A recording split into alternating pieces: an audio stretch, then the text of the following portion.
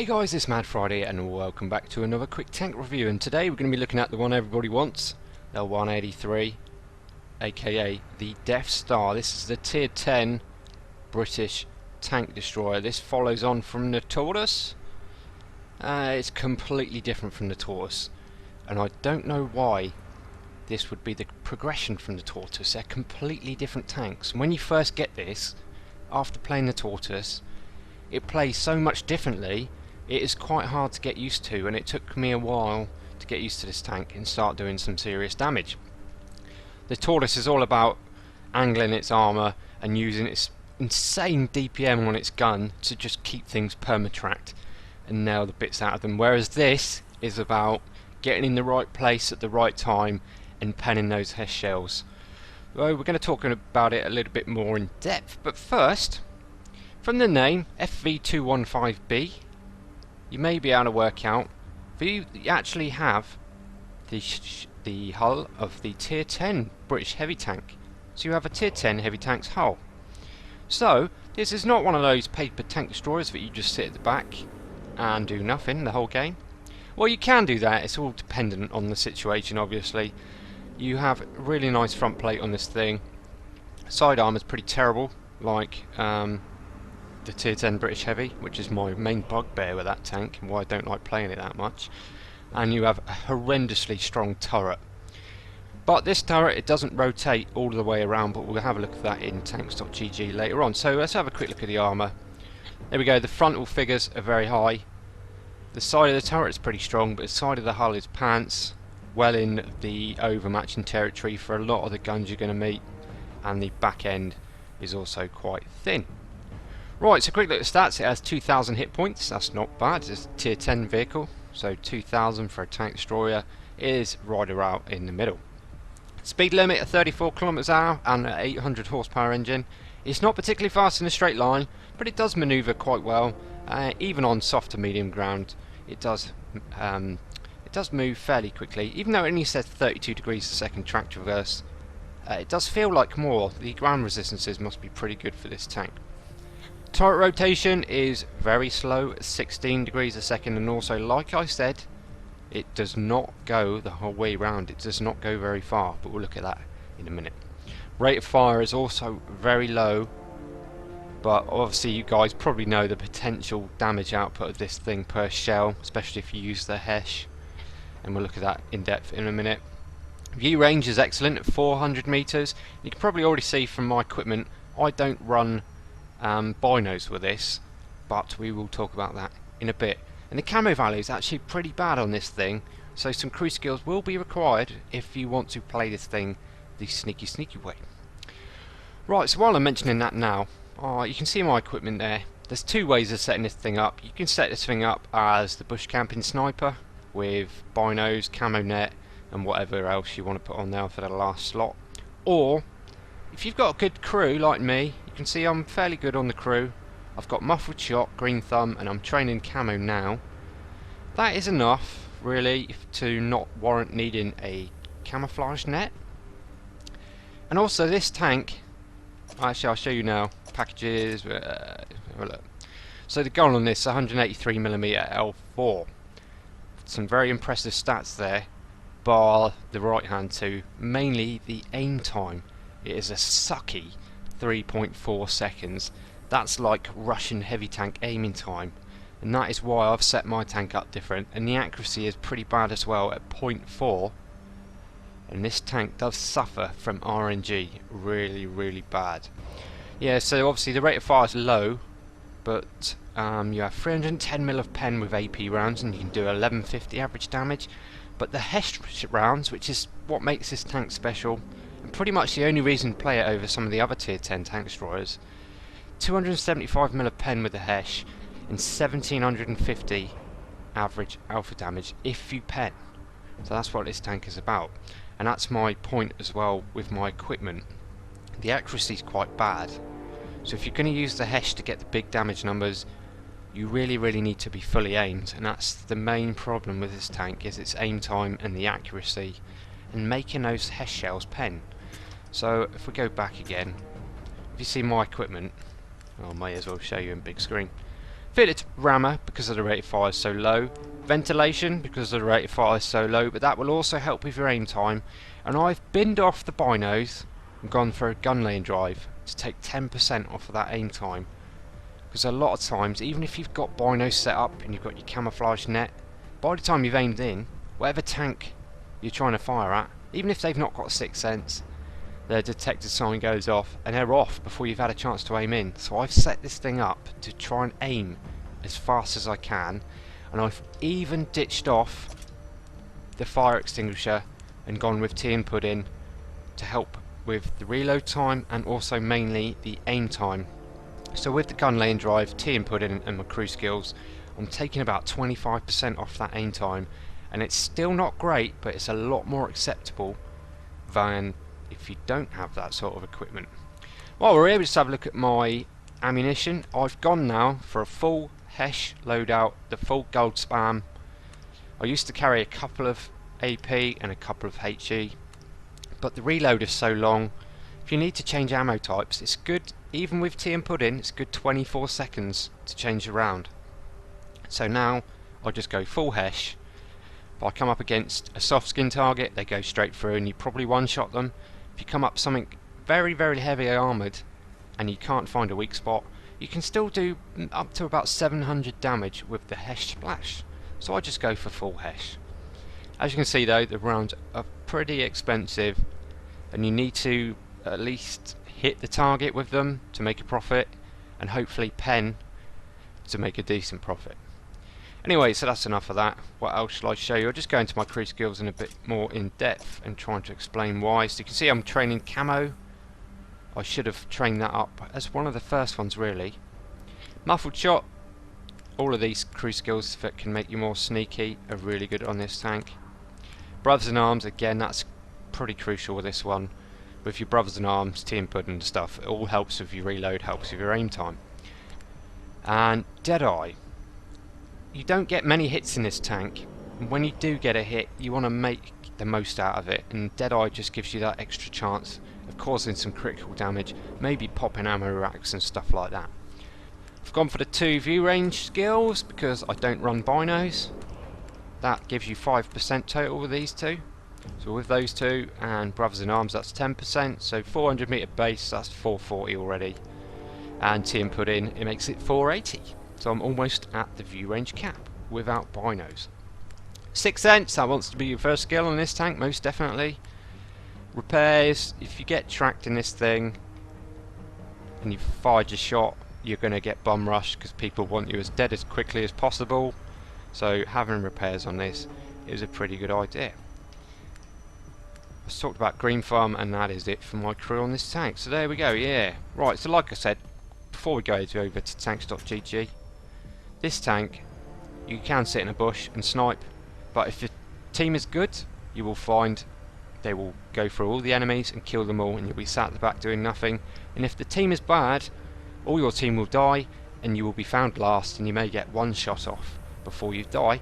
Or you can support your team from close range. You can even be at the front sometimes, depending on the matchmaking, and try and put out some serious damage. There we go. Yeah, Deathstar. Right, let's go over to tanks.gg and have a little talk about the armour and the gunter first. Right, so here we go, tankers. We're looking at the Deathstar using tanks.gg. So first off, we're going to go and have a look at the gun arc and its gun depression. Right, so as you can see already, it's about a quarter of a pie, quarter of a cheesecake. You've got 45 degrees one way and 45 degrees the other way, meaning you have 90 degrees of traverse total, and that is it. So that can be a problem if somebody gets behind you, so you really need to be careful about where you position your tank, and possibly always being near something that you can back into to try and stop people getting around you. Anyway, as well, only 5 degrees of gun depression. That is not a lot, and that can catch you out, especially on some maps. If you're on top of a hill and you've got enemies pushing up the hill below you, you'll have to expose your whole tank to be able to put a shot into them. Elevation's okay at 15 as well, but overall You've only got 90 degrees and 5 degrees of gun depression, so it's not great. Right, so on to the armour. We'll set it up looking straight first. See, the front plate is 152mm thick. That's pretty tidy. But without any angling, because it's quite steep, you don't get particularly big figures out of it. But if you do angle a little bit, don't angle too much, but if you angle it a little bit, you can bounce lower tier tanks with that, but probably not higher tier tanks at all. The lower plate is shocking. You need to hide that at all times. There is a green patch here. If people are above you, they can put any type round type they like through there, because this will meet tier 8s and above, and all tier 8s and above are going to be able to pen that with HE. And artillery as well. That is going to be a problem there. Right, so onto the turret. You can see it now. It's made up of multiple different thicknesses. So we'll just have a look round. So you've got 261 there, 280s there. Pretty thick all the way around the gun. Sides of the turret gets even thicker here, because that's nicely angled. And then the numbers just increase. So the weakest point is actually around the gun. Wow, that's got to be the gun barrel. Jesus Christ, look at that. 80mm of space, 80mm of space, 80mm of space. Jesus. No one's going through there. Anyway, so the turret's not bad at all on the front of it. And this is why, if you can get this thing hull down, you don't have to be too much of a wimp. And you don't have to hide at the back the whole time.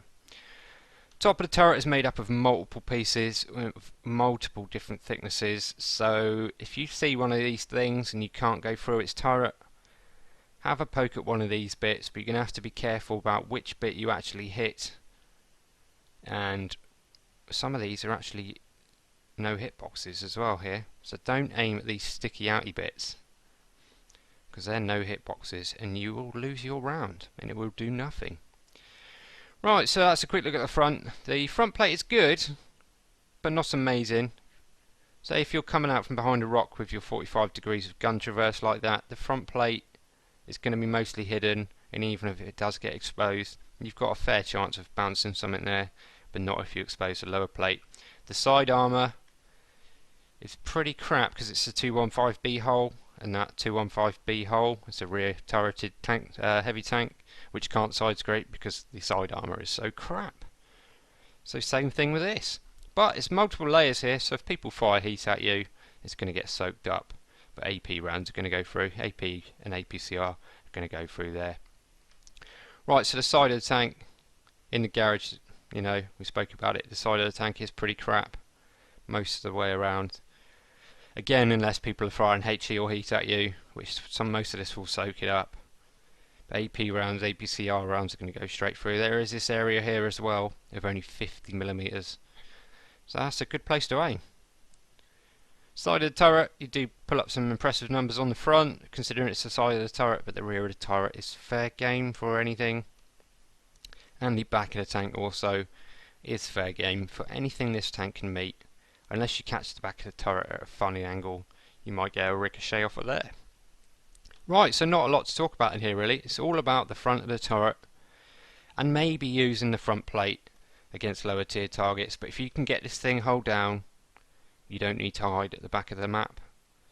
You will bounce pretty much everything off this turret, unless people catch a lucky spot on the top of it. Right, so there we go guys, quick look at that. We're now going to whiz off into a couple of gameplays. One of them an ace tanker replay, just about. Just to highlight the good and the bad points of this tank. Yeah, so there we go. Right, into the gameplay now.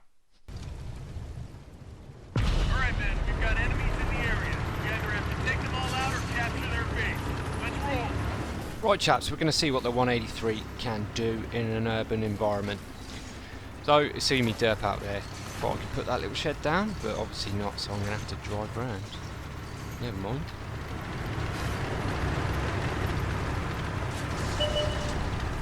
So first off, we saw the reload there. I don't know how many seconds that was, about 24 seconds I think, with all of the cruise skills and the premium consumable. That is the best you're going to get it, and that is it. Got some iron up his shot. What do we see? Is it a Yag Tiger? He's on full health, and now he's gone. 1900 damage done at the start of a game. Yeah.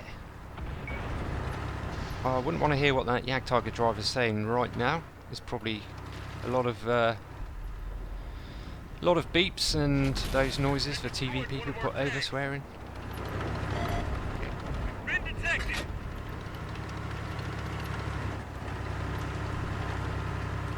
Right, loaded again, ready to put out some more damage, and we can see already our north, east, southwest, our eastern flank has been left undefended, so they are there already. Focus on this area. What you don't want to do here now is steam on in there, because there's a couple of them around there. Once you've let your round go, you are completely helpless for around 24 to 26 seconds, depending on your crew skills. Target locked. Enemies got us. Right, so we spot an E75. We've got his lower plate, and he's just going to sit there, and he's not angled, and we hit his lower plate, and we take probably 95% of his hit points there in one shot. But again now, no round loaded, I am completely vulnerable. Enemies looking right at us. One of my teammates there saves me from taking a hit, and we're almost loaded again. Are we going to finish this guy? No, he's buggering off behind the railroad tracks. Fire, HE round.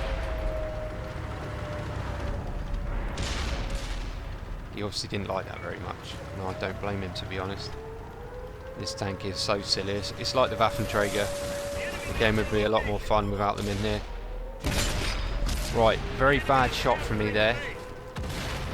I had the side of that guy's turret.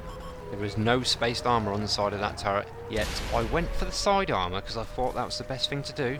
But a HESH round is just a HE round, so the spaced armour over that guy's tracks stopped me from killing him there. But the team take him down. But that's just a point to note. You've got to be very careful with your aim. I'm terrible for it. I knew exactly where I should have aimed there, yet I still aimed for his side armour, which was covered by a little bit of spaced armour and some tracks, and I only did a few hundred damage rather than 1,000 damage. Right, loaded again. Time to find another victim. One of our vehicles destroyed. That's what we like to see. It doesn't pen, Enemies got us in their but we sights. leave him with one shot, hopefully, for our team. Hopefully he won't rush me now.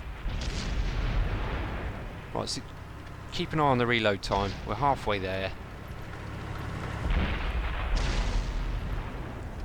This is where you struggle against E3s and Jagdpanzers and stuff like that. They may be able to do less damage per shot, but their reload is so much quicker. If you can't pen your shots, yeah, you're going to be in trouble. Luckily we had that guy's side and we finish him off. Right, so there's a target you like to see in these things. As long as they're not in a position to unload on you without you being able to return fire. Right, so there he is. He's driving fast. I've got to get this shot away. I bounce one. He's getting away. Right, so I aim one up, and there we go. That's the aim time and the accuracy. The circle was pretty much over him because he was driving to the right. My round just went a little bit left, and we missed his turret there. That would have been a nice, juicy amount of hit points. Capturing the base. Because he was firing at me, I spent a little bit of time actually trying to side scrape to try and get away of not getting killed there. There's only one enemy left. Everybody's rushing to get some damage done. Right, so we spot him, aim in as quick as we can, hit his turret, and we do a healthy amount of damage there and break his gun, but it was no dramas because the team finished him off and we kill him with fire. Right, quick look results. This one didn't go on for very long. Not a bad amount of silver, okay amount of experience, but 6,886 damage done in a very short space of time to pick up a high caliber, but only a Mastery 2. I could not have been spotting some of those targets. The E75 definitely was, but maybe the Jagdpanzer was being spotted by somebody else, which means I didn't get the spotting damage for some of those hits. meaning the experience wasn't particularly high, but a good example of the amount of damage you can put out in a short space of time. Next game we're going to look at what the Deathstar's like in more of an open country environment this time instead of an urban environment. Deathstar is good on that sort of map like Himmelsdorf and Ensk, but you've got to be very sure that you can get away and get your reload done before the enemies come and rush you basically, and that's the way of getting the damage out of this tank.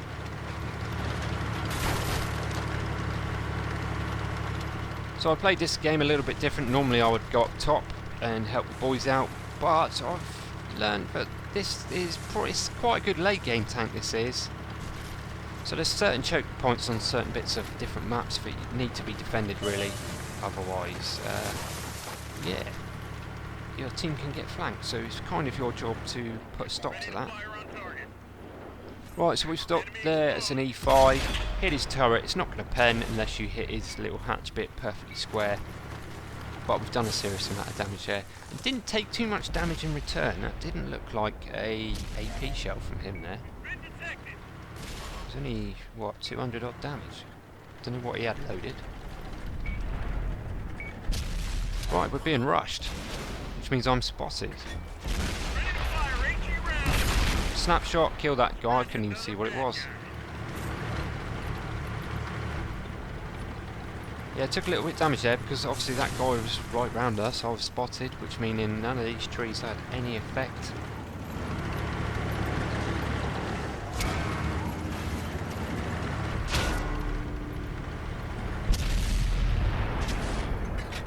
Right, so reload's done. Spot the M103, line up the top of his turret and it hits, and that must have been a penetration for over 1,000 damage there. And that tier 9 American heavy tank is no longer in the game. Yeah, good night and thanks for playing.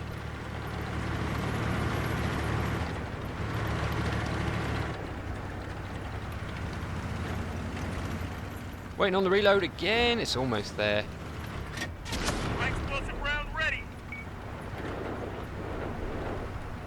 Oh, Yagaru.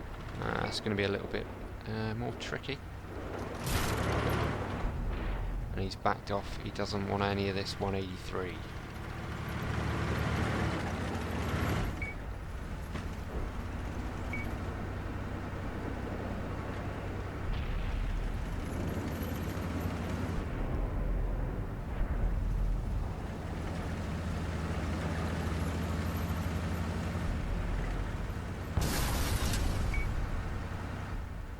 Right, so one of my platoon mates is pushing forward in his E100, so there's potential opportunity now to push in.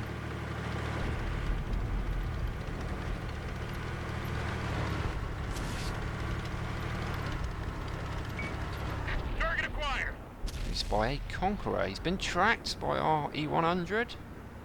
Can we finish him off? No, didn't pen. He was at an awkward angle, and again, like I said earlier, space armor over tracks and stuff like that. Air shells don't like that. They explode outside the tank, and you only do splash damage. But we crippled that guy basically. He's a one-shot now. Right, so Jaegeru, he's fired. I'm going to go in. Enemies got us in their sights.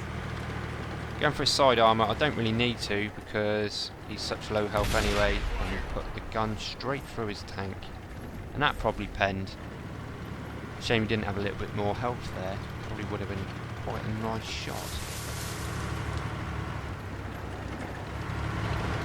Focus on this location.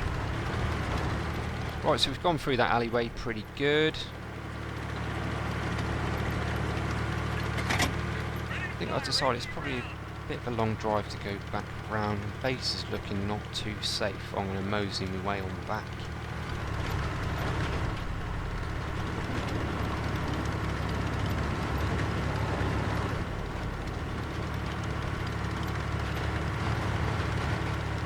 Right, so looking at scores, we're doing pretty good, but things can change. Target locked. So only a very slim shot on that IS-4. Shots like that with this accuracy is pure down to RN Jesus, whether he giveth or whether he taketh away.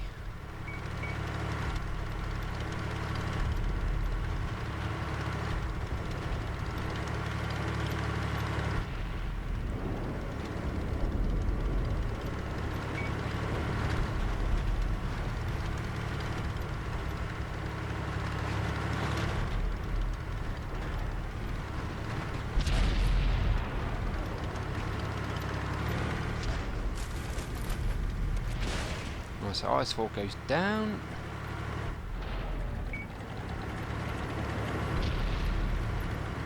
Right, so now, tricky situation. Most of the remaining enemies are now in front of me.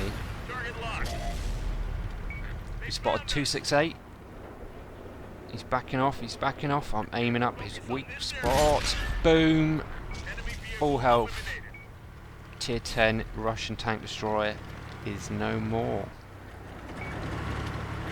And that is when RNGesus giveth. But in a minute, we're going to see when he taketh away. Hold here. We're capturing the base. Enemies looking right at us. So the numbers are dropping now. Target fire. HE round ready to fire. Right, so I've been tracked. A repair because I need to get this shell done.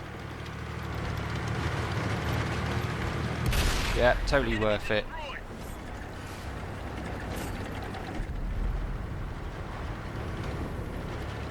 Right, so we're 4 on 3 now.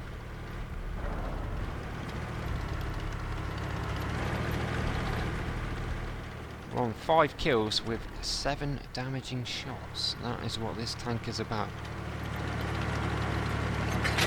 Ready to fire. HE round. Right, I'm going to push up the hill and try and do the same thing. Been detected. Let's find another target. Right, so there's an IS-7.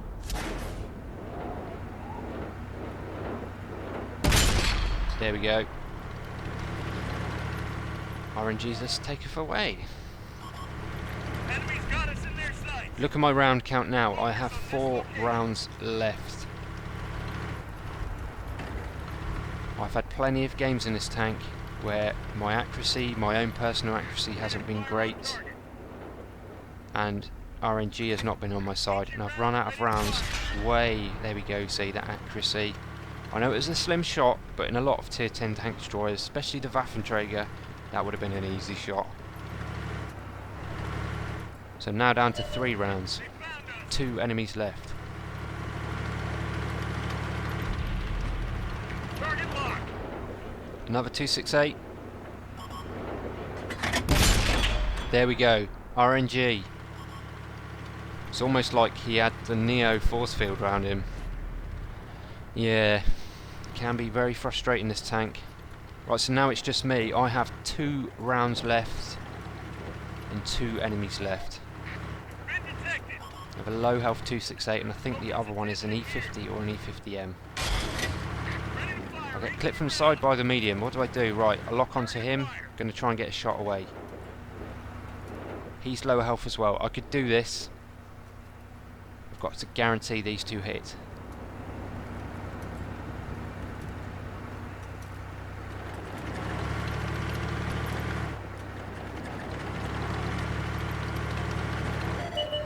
Right, so the medium's back out. I should have stayed where I was. Go for it, I take him down. Where's the 268? I'm on a Top Gun.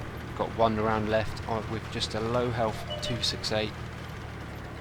Right, I run and hide. Here he is. He's going to jump off. The only way I'm going to get out of this is to get up on the hill and hopefully he slides past without being able to shoot.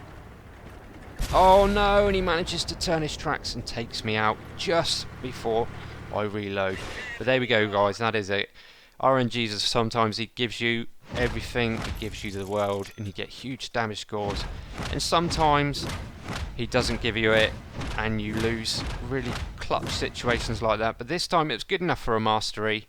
Fair amount of experience for the... It's not a double, that is. That's just a premium account experience for a single game. Ace tanker and a Top Gun. There we go, nearly 7,000 damage again, but the experience was a lot higher because pretty much all of those shots I think I was spotting my own targets, so you get the full amount of experience for those. Right, there we go, guys, 2 replays for you. You've seen just how troll the tank can be. You can one-shot most tier 9s and some tier 10s depending on your damage rolls, but then in some games you can have it so easy and you've got the game wrapped up, but your rounds will just seem to do the Neo dodge of their own accord and you won't hit. Right, there we go, guys. Hope you enjoyed those replays. Now back to the garage. Right, there we go, tankers. We've had a good look around the Deathstar in the garage. We've seen a little bit of gameplay highlighting the good and bad points about this tank. and hopefully this review will help you out and help your choice whether you want to go up this line or not, or if you've already got this tank you might have just wanted to watch the video anyway. Yeah, so the Deathstar can be really good or really crap. Depends on the situation, how you play it, how you want to play it, stuff like that, how you want to set it up. There's so many different ways of setting it up. Obviously, like I said, you can either set it up as a sniper and you probably have the odd good game, but the accuracy is going to troll you real bad, or you can set it up like I have to be more active at the front. People are less scared of this tank as they used to be. If people used to see one of these things, they used to run like hell, they wanted nothing to do with it. Whereas now, people are starting to learn that if they just angle their armour pretty good, especially tier 10 heavies, they're probably going to get away with just a splash, and then they've got nearly 30 seconds odd to come and abuse you and take most of your hit points. But if you've got a good team and you work together, this can be one of those tanks for if you've got like a tank that's tricky to deal with, like a T110E3, and they've just got a bit of health left but they're going down swinging, you can just roll around the corner in this thing and end their day. Yeah, so I don't like this as much as the Tortoise. My average damage in the Tortoise was probably higher than this. This tank I either do really well or I do really bad, but that's probably the way I choose to play it. If you do choose to play it as a sniper, you're probably going to do a fair amount of average damage, but you may not have the bigger games. But that is entirely down to you to make your own choice. Right, there we go guys, hope you enjoyed the review. If you found it informative, please give it a like. If you didn't, please don't give it a dislike. Please let me know in the comments what you think I did wrong, and I will try and correct it for the next one. I want to try and please everybody. I know that's not always going to be possible, but I will endeavour to try. Right, cheers guys, thanks for popping along. Please give me a sub if you like what I do, and I'll catch you on the next video. See you later.